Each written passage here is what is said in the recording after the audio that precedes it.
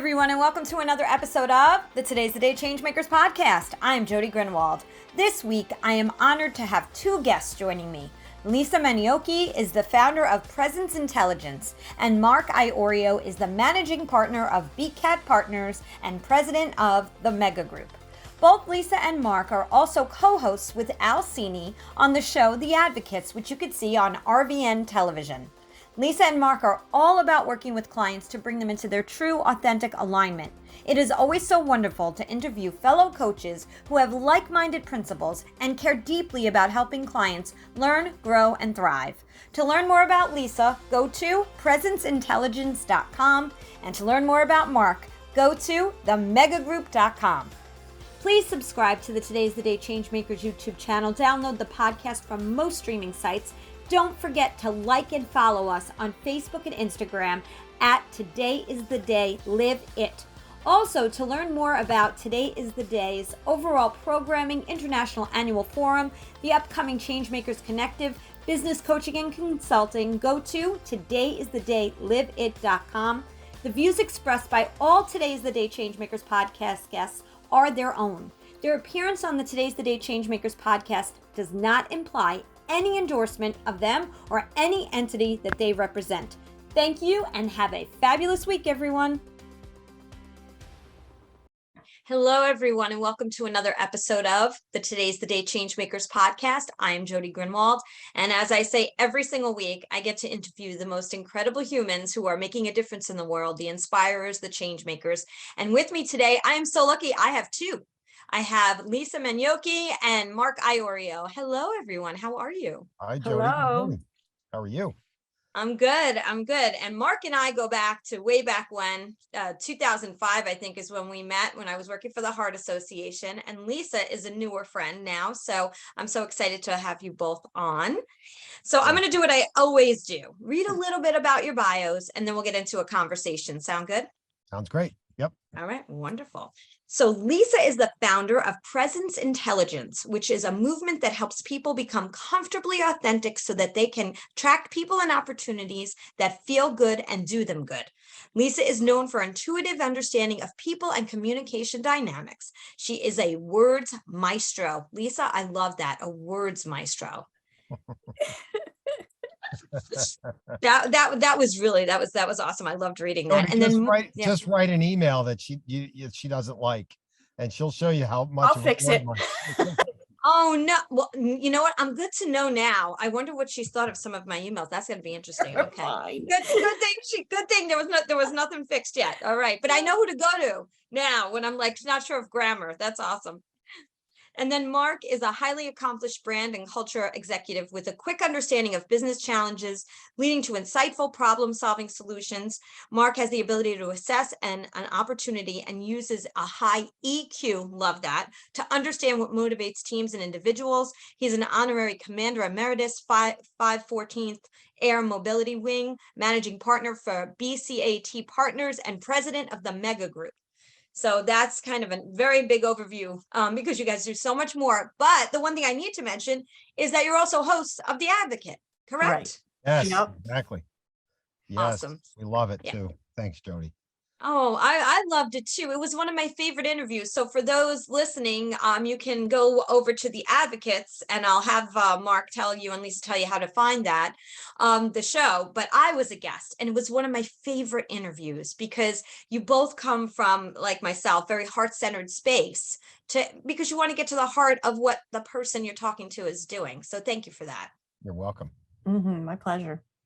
So Lisa, just a real quick, since I mentioned that, where can everybody find The Advocates? Theadvocates.tv.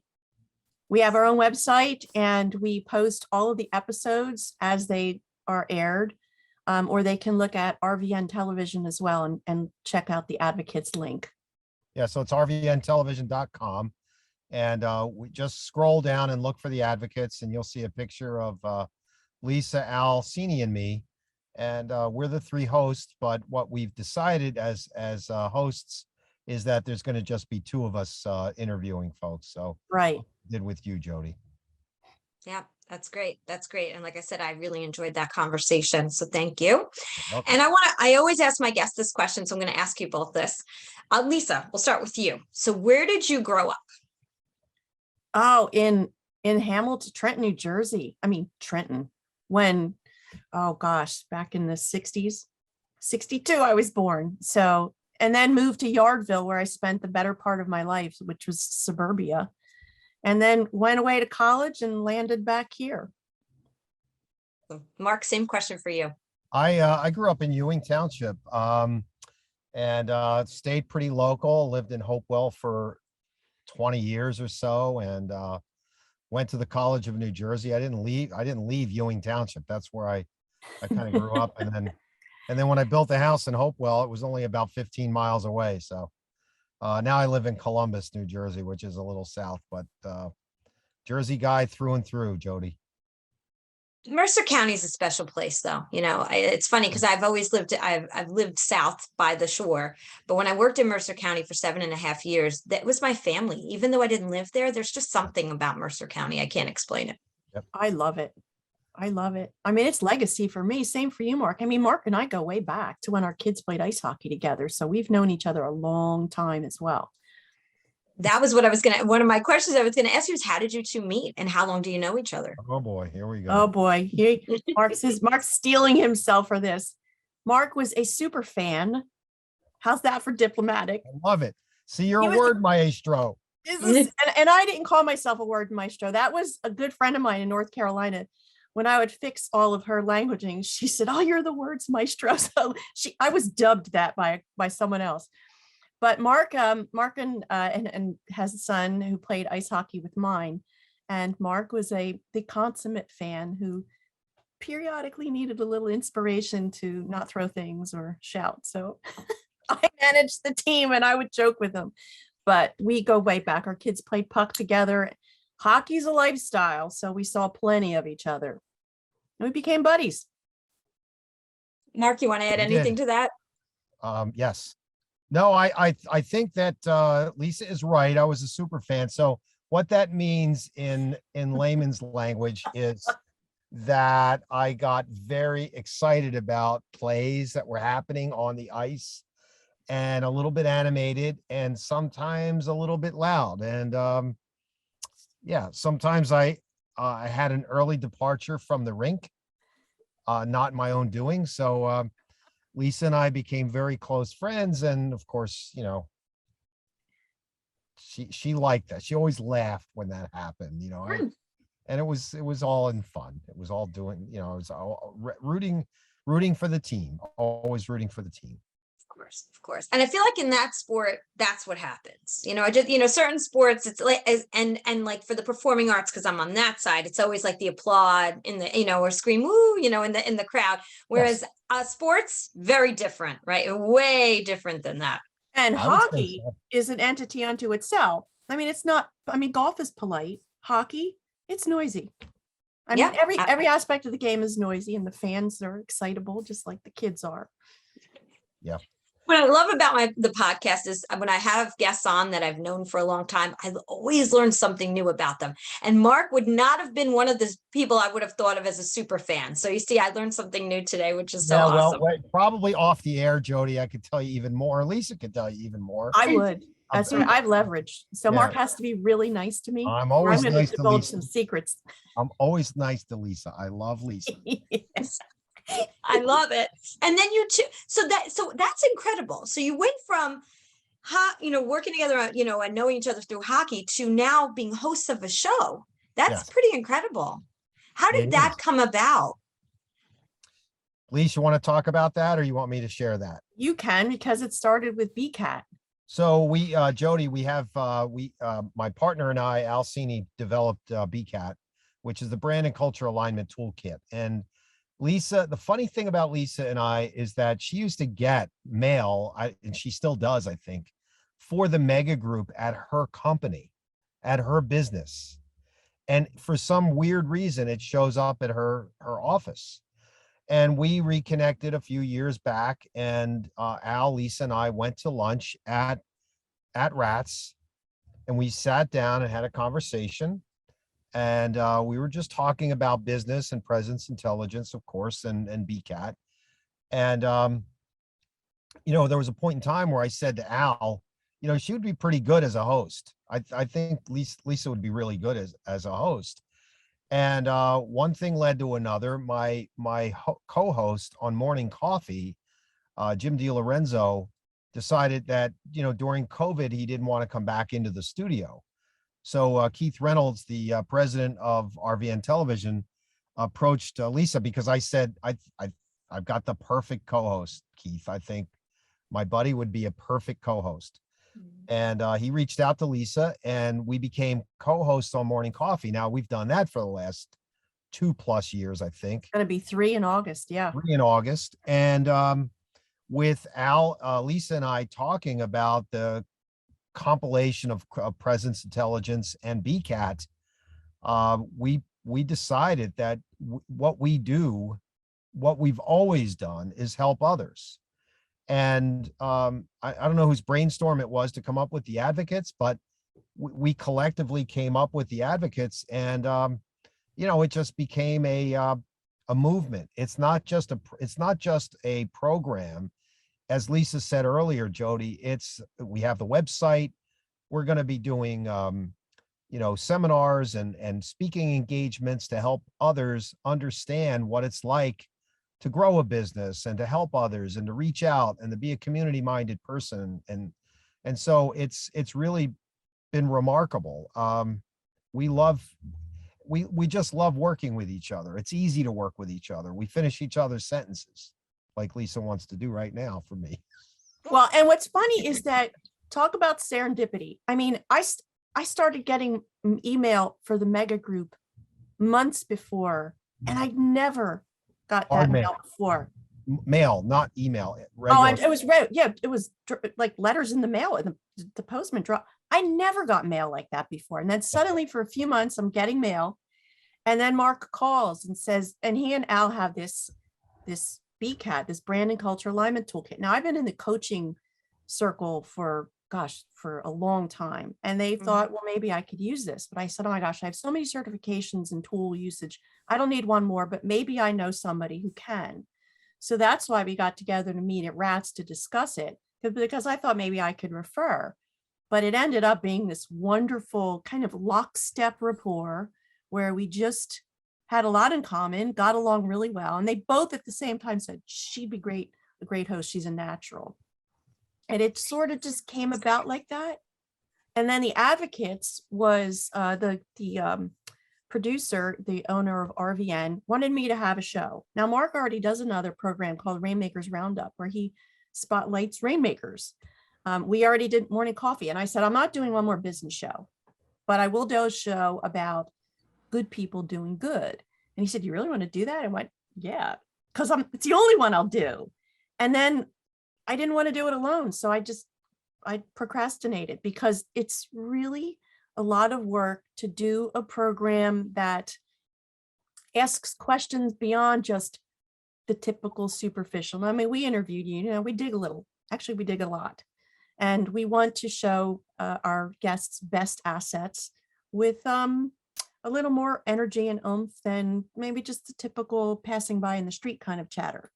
So it just went from there. We brainstormed. I think Al came up with the name, and we told the producer, let's do it. And that was it. Off we went. And we are booked. We got bookings almost immediately. I think we're through November now already. Yeah. So. Yeah, I believe it, because although we're different, we're similar, right? Because I'm interviewing changemakers from around the world, and I'm booked out too. And I think people just want to share their stories. But like you, I think we truly believe in the same, is that we want to talk to the authentic person, not the person wearing the armor. I've got this whole saying about bringing your A game of authenticity instead of your A game of armor. And when you get down to that core, you really get to connect better with the people and not the suit. Right? Because everybody comes in their business suit and they're bringing their A game, but everybody's A game is very different. That's and it's subjective whether you're bringing it or not, because you don't know what the other person's thinking. So it's better to just be who you truly are. Yep. I mean, well said. Well, I have to say that. Go ahead. No, we find some amazing people, Jody. I mean, you included. Yesterday, Lisa and I had the pleasure of interviewing a woman who was Farrah McLaughlin, who was misdiagnosed a year ago with frontal degeneration, dementia frontotemporal degeneration, which is which is basically a form of dementia. And anyway, she advocated for herself, and her son advocated for her, and they misdiagnosed her. She was actually put in an assisted living facility for several months, maybe up to 5 months, Lisa. And she, oh my God, what a great story. She advocated for herself. And now guess what she's doing, Jody? She is advocating for seniors who are in situations where they're just not treated the way they ought to be treated inside an assisted living facility. So you look at someone like that and you say to yourself, oh my God, they're wonderful human beings. They're doing good for others, which is what we want to do. Yeah, this woman actually had epilepsy. We did the same thing with you. Exactly. So this woman had epilepsy, a change in medication resolved her problems. So now she's taken this lesson, this personal challenge, and is championing the resident experience in senior living. She got to see it from the other side. So to find people like that, I mean, we've had authors, we had you, which, I mean, gosh, your initiatives are profoundly impactful. Thank you. Thank you so much. Well, then that's why I love talking to both of you, because you understand what it's like. Like you said, it's a lot of work, Lisa, right? It's a lot for one person and it's a lot for two people. It's a lot of work because there's a lot of background stuff that those who are watching don't realize that are happening in the back, because we're trying to bring the best stories in the best way, and that they're real. PAM 10 is a leader in IT enterprise solutions and staffing. They are driven to transform their clients' business performances. They do this every day by providing their clients with the best services and products. Products like BizLego, an online community platform, and Colear, a unique learning management system. They also transform the lives of women and children through their associated nonprofits, SheTech, which supports women in and joining the technology field, and Softkin, support organization for kids in need. PAM 10, technology for social good. Go to pam10.com for more information. But I want to go back a little bit again for a minute. So Lisa, what did you think when you were a kid you'd be when you grew up? Is this what you thought you'd be doing? No, I was one of those kids, the words maestro, my nickname was the brain, and I hated it. I really hated it. I was very smart, as in book smart, scholar athlete material. I played soccer. I went to college for art school, actually to defy my father, who was an absentee parent who thought he had a lot of authority. And I thought, I'm not going to be a doctor. I'll just annoy you. I went to art school, which couldn't have been more polar opposite than medicine. But the reality is I built my career around motherhood. That was the thing in life that I knew I had to do. And I knew that as a designer, I could work from home, and I wouldn't be bound to a pager like I would if I had been a doctor. And it was just as I was getting out of college, where I went to Rochester Institute of Technology, the Macintosh was introduced, and that changed the industry. So I did design and marketing and wordsmithing for a long time, got into coaching, which sort of led me into speaking, and then came RVN, and it has unfolded really beautifully. And fortunately, it uses a hybrid of a number of different skills that I get to put to good use. It makes every day different. Yeah, I love that. And, that's what I always try to message to the audience, is that you can have your goals and have everything lined up, but it doesn't always work out exactly to be exactly what you think it's going to be. Sometimes it morphs and it ebbs and flows, and you kind of have to follow the path. We meet people for a reason. I have to tell you right now, there's no way I thought back in 2005 I was going to be interviewing Mark on my show, or be interviewed by Mark on a show. I was working for the Heart Association, and Mega Group was a sponsor of the event. we had an event. So it's kind of like, that's how we met, and look where we are now. Mark, I'll ask you the same question though. What did you want to be when you grew up? Wow, I don't think anyone's ever asked me that question, Jody, but when I was a kid, I was an athlete. I thought I was going to become a Major League Baseball player, or I'm only 5'8", so I thought I was going to play basketball. But I was always a pretty good athlete. But as I got a little bit older, I was always doing something creative, inventing things that are now products somewhere, because it was just my mind always thinking. And my dad was the only IT manager that anyone had ever known. He was a data processing manager. So like Lisa, I did not want to do what my father was doing. Everything he did was all about data analytics and writing code for computers and stuff like that. I'm like, I've got a great outgoing mom, like my mother, personality.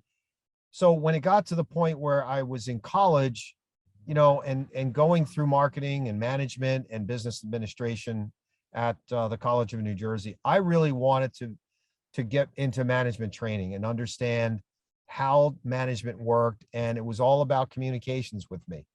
Not marketing communications, but communicating. And so you take a hybrid of all the skill sets that I have, outgoing, looking to help others, putting others in front of my own interests mostly. It's sort of morphed, and Lisa's right. I feel so blessed that I was given the opportunity to be a host at RVN. It's been over 5.5 years that I've been doing Rainmakers Roundup.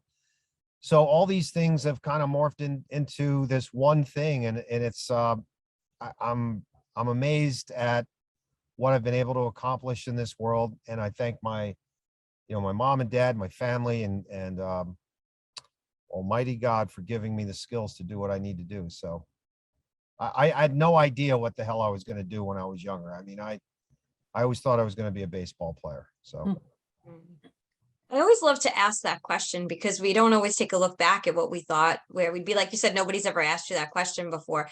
And also those who are listening, they have, some goals that are all the way over here and think that they can't achieve them, yet there's ways to reach them.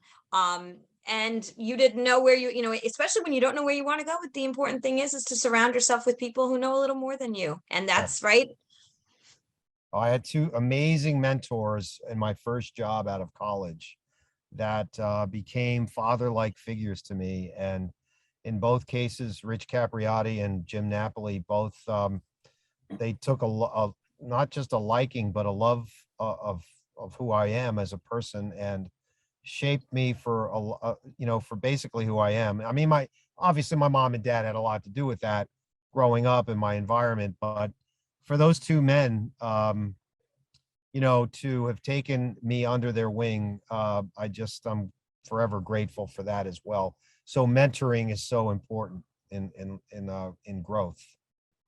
Lisa, was there someone that stands out for you? Have you had mentors along the way as well? Oh, of course. Well, look, I was raised by a single mother, and my mother was a dynamo. She was a very funny lady and extremely stubborn, but she ran a school bus company. She was a woman in a man's industry, and she had grit, and she was feisty. Let's just say she was feisty. So I learned really how to be fearless about entrepreneurship. So I've only had one job outside of what I do professionally, where I was in the employ of somebody else. And that was for 6 months at a small ad agency in Princeton called Pharos Studios. The owners there, Bob and Shirley, are the most wonderful human beings ever. And when I said I was leaving, she said, finally, you need to be out on your own. So I've been independently employed since. And I don't think I would have had the nerve to do that if my mom hadn't really shown me that it's doable, and also given permission. I didn't have anybody over my head saying, other than my father saying, be a doctor, saying, oh, you have to do this. I was really granted the freedom to pursue what I wanted to pursue. there are a lot of people who are not granted that freedom, and then they get derailed either personally or professionally. And that's causes some hiccups in life. So with the advocates, which has come full circle for both Mark and myself, we're now able to pull a career history together, people who we like and who like us. And of course, when you've got a village like that, things get done and impact happens and initiatives grow. We don't live in a vacuum. So. Right. So now, Mark, how do people, because you're doing so many different things, who's your client, your ideal client, and tell us a little bit, just an overview about your business and how people can connect with you. So ideal clients are organizations, Jody, that are misaligned. Their culture is not in alignment with their brand. Al and I, and with the help of Lisa and other consultants, we go into organizations and we ask this really important question: are you all rowing in the same direction?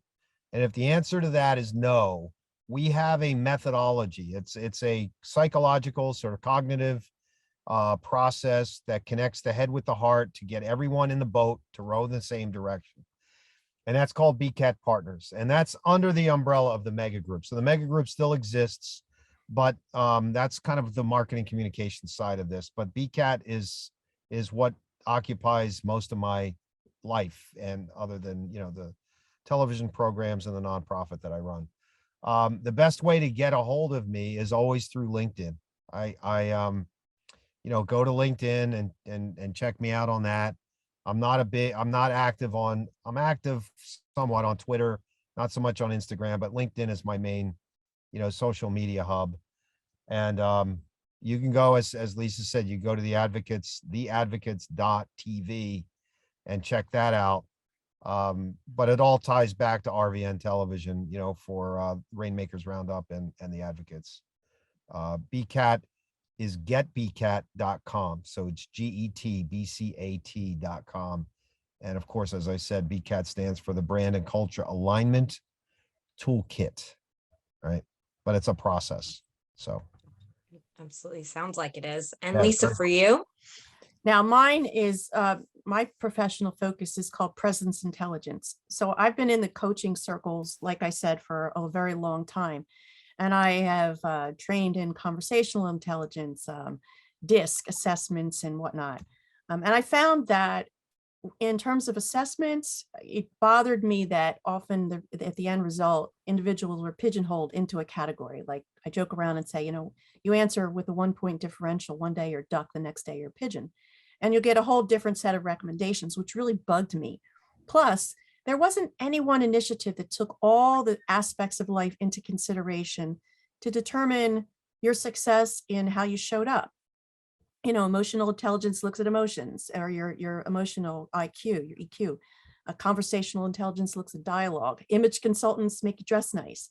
But there wasn't one. So I founded it. And presence intelligence is an initiative that really enables individuals to get to know themselves better, and then to almost reboot and then make certain that the best parts of who they are on the inside are showing up on the outside, so that they can connect with people who are better suited to them, so that they can have better professional successes.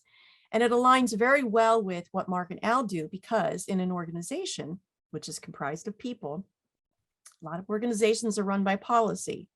And Mark and Al make certain that everybody is rowing in the same direction, but often they can't figure that out on their own. So I'm at the back end of that, where I can come in and support either individuals or leaders or teams to refine how they show up, so that they keep their teams heading in the same direction, and which of course makes for a more unified, cohesive, productive organization. It's wonderful. So you're just working to help people, change people's lives, change makers yourselves, Yep.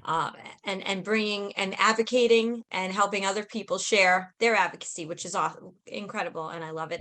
I do want to make mention before I forget, Mark, you are definitely the first person I'm interviewing who is on Zoom via a vehicle, which I think is so cool. I am in the back seat of a Suburban, Jody. It's we're on our way to Hilton Head Island. We go down at least once, maybe twice a year with my cousin and his wife. And this car is about as big as one of the buses that Lisa's mom used to run for her bus company. It's gigantic, and it's beautiful. So it's very quiet. My cousin and his wife and my wife are outside with the dog, just hanging out until I do this awesome interview. Well, I have to tell you, I'm honored that you decided as you're driving to vacation that you're going to still be on this podcast. I So wouldn't have missed this for the world, Jody, honestly. I True. planned around this. I wanted to make sure I had a solid internet connection, and you know, I was graced with quiet because as Lisa will tell you, my lovely bride likes to talk, so she would have interrupted the Lisa. he could have come on. I accept it. I've had kids, dogs, spouses, everybody's been on. I can I've bring them even all had on a, if you want. I've I can even bring had, them all on. you should. And you know what? The thing is too, I even had a horse on this podcast because I interviewed someone who had the special strides, and they brought a horse on. It was fabulous. That's cool. Funny. That was absolutely fabulous. Yeah. Well, I can so even I have you. I can even introduce you to the dog that they have, which is a gorgeous. He is an American bulldog. He is beautiful. He's got a brindle color. His name's Charlie. They said he doesn't drool, but does he? Oh God, does he drool? So he's in the back seat. He's in the way back. Oh my goodness. Oh my goodness. I do have one more question for the both of you, because I asked the same last question of all of my guests. Each year I pick a question, and this is my last question for this year. So Lisa, I'm going to start with you. What is the footprint you're creating right now that you want to leave behind? Oh, my favorite footprint is, I would call it the fit print. How about that? I think when people fit with the right people, with their career path, with their hobbies, fit feels good. And that is actually the bottom line of what I'm striving to do. So I like people. I know what it feels like to feel a little out of sorts when you don't fit. And I will turn cartwheels to help people find theirs. Oh, you already had that answer, and I didn't even give you the question. That was awesome. That was very well done. Mark, same question for you. Footprint you're creating now that you want to leave behind.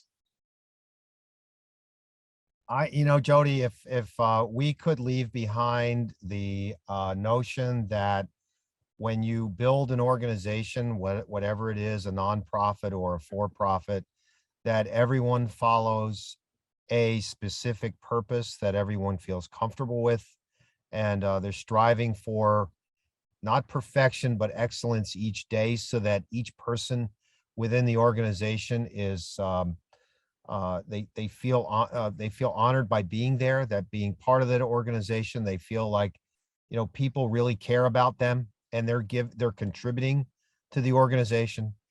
If we can change organizations and companies one at a time and watch them become better versions of themselves, that is a legacy that I'd love to leave behind for the next several hundred years. I mean, that is the footprint for me. Oh, thank you. Thank you so much. I'm honored to know both of you. I'm so glad that we've met and we've gotten to share on each other's show. Is there anything in the end here you want to end with before we go? Other than thank you. Thank you. I was going to say that. Thanks. Thank you, Jody. It's been an absolute pleasure. And I'll be on my way to Hilton Head. And hopefully we'll be able to see this, Changemakers interview sometime soon. Oh, absolutely. Absolutely. And I want to thank Lisa Manyoky and Mark Iorio for being my guests. It's been an absolute pleasure. I could talk to you guys for much longer. Believe me, we'll have to have you back for an update. I always love to have everybody back when they can. And if they have something more to share, we want to share it here. So I'm going to say what I say at the end of every podcast. Mark, enjoy your vacation for sure. Thank you. Yes, I'll be thinking of you back here in New Jersey. And as I say every single week, today is the day. You cannot go back to yesterday, and you do not yet own tomorrow. So what steps, small or large, are you going to take today to get yourself closer to your goal? Thanks again, Lisa and Mark, and have a great week, everyone. Thank you. Bye. You too. Thanks, Jody.